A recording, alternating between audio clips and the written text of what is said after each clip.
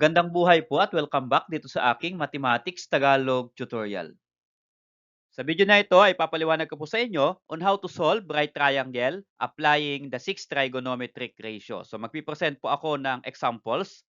Ito po yung ating right triangle A, B, C, right angle at C. So ang given po natin dito ay the two legs of a right triangle. So side A, 9, side B, 20. So ang unknown natin ay side C, which is the hypotenuse, angle A, and angle B. So ito po yung ating hahanapin. Ano po? Angle A, angle B, and side C. So paano po yan i-calculate? Papaliwanag ko po yan sa inyo step by step. At ito pong ginagawa kong video lesson na ito ay part 2. So meron po akong part 1 on how to solve right triangle. Okay, so let's start. Find angle A, angle B, side C dito po sa ating right triangle ABC. So again, ang given po ay the two legs. So unahin po natin yung number 1, angle A. So ito pong angle na ito. So guhitan ko po. Okay, angle A. So ito po ang gawin nating theta. Okay? So paano po ang pag-start? First ay kailangan natin yung ating SOHCAHTOA. Okay, so ito po yung formula na magga-guide sa atin para ma-solve po itong angle A. Okay, so para ma-solve po natin yung angle A na ito na ginawa nating theta, ay i-relate po natin dito sa dalawang given na two legs of the right triangle. So unahin po natin itong side A. So ano ang relationship nitong angle A o itong theta na ito dito sa ating side A?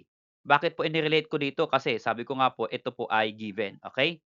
So this become, okay? So sila po ay opposite to each other. So ibig sabihin, itong side A, that is opposite. So lagyan ko po ng O as opposite. Okay. Next, another given, ito pong side B, which is equal to 20. So ano ang relationship po nitong angle theta natin na ito dito sa ating side B? So sila po ay adjacent. Okay. So lagyan ko po ng A for adjacent. Okay, so meron na po tayong O at A dito sa ating triangle. So mula po dito sa SOHCAHTOA, alin po dito ang may O at A? Ang merong OA po ay ito pong TOA. Ibig sabihin, T, TOA, tangent po yung ating gagamitin. So for angle A, ang gagamitin po natin ay yung formula po ng tangent. So tangent theta is equal to opposite over hypotenuse. So madali lang po ang pag-memorize yan. Tangent is equal to O opposite over A adjacent. So ito po 'yon. Okay. So substitute na po natin yung ating given dito po sa ating formula. So tangent theta, ang theta po natin ay unknown. Ito po yung ating iso-solve, angle A. So lagay lang po natin dito A for angle A. So tangent A or tangent angle A is equal to, ano po yung ating opposite dito? Ang opposite ay 9. May value. So 9 over ang ating pong adjacent dito, side B, which is 20, adjacent natin. So 9 over 20. Okay, next. Tangent angle A is equal to 9 over 20. So ano pong gagawin natin? What's next step? I-divide po natin itong 9 over 20. Gawin po nating decimal. Okay? So tangent A is equal to, what is 9 over 20? Sa akin po, ang lumabas ay 0.45. Okay. Next, kukunin na po natin, ipe-press po natin sa calculator itong tangent A is equal to 0.45. So, paano? Para po makuha itong angle A, ganito lang po ang gawin natin. Okay, so since angle na po ang kukunin natin, ang gawin po natin ay isi-second function po natin. Ito po yung ating steps.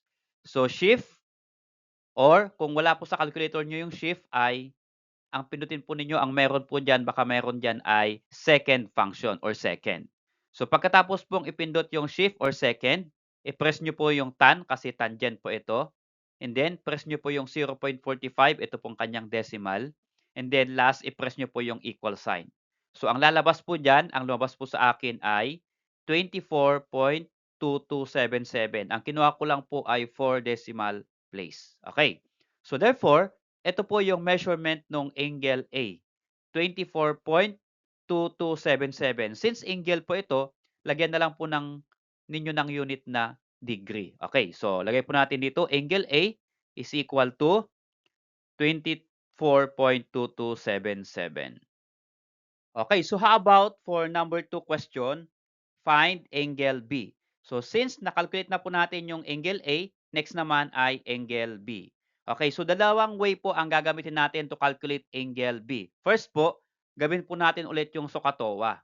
Pero, ang gagawin ko po ay yung second steps or second way, which is, given na po kasi yung ating angle A dito. So, ang angle A po natin ay 24.2277. So, ito pong triangle or right triangle natin, ang sum po niya ay 180 degrees. Ang sum po ng three angles. Okay? Since ito pong right angle natin, ito ay 90 na, ibig sabihin ito pong angle A at angle B ay 90 degrees. So that 90 yung sum ng A and B at yung 90 yung right angle, 180 po. So therefore, to calculate for side or angle B, ganito lang po yun. Okay? Isusubtract lang po natin. Angle B is equal to 90 minus ito pong sukat ng or measurement ng angle A, which is 24.2277. Okay?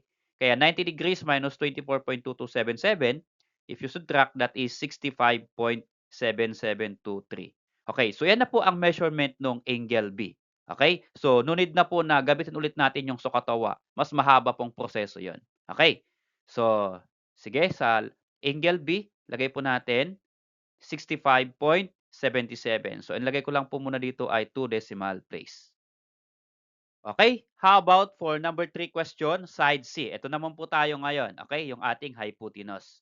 So, mahirap pong gamitin itong angle A at angle B na nakalculate po natin para masolve po yung side C. So, ang pinakamabuti pong gamitin natin ay ito pong given dito na A or side A at side B. So, paano po? Hindi na po SOHCAHTOA ang ating gagamitin or trigonometric ratio. Since given po yung two legs at yung hypotenuse po yung unknown, ang gagawin po natin dito ay Pythagorean theorem. Okay, so ito po yung pinaka-the best. So, for side C or the hypotenuse, ang Pythagorean theorem po natin ay hypotenuse square is equal to the sum of the square of the two legs. So, A squared plus B squared.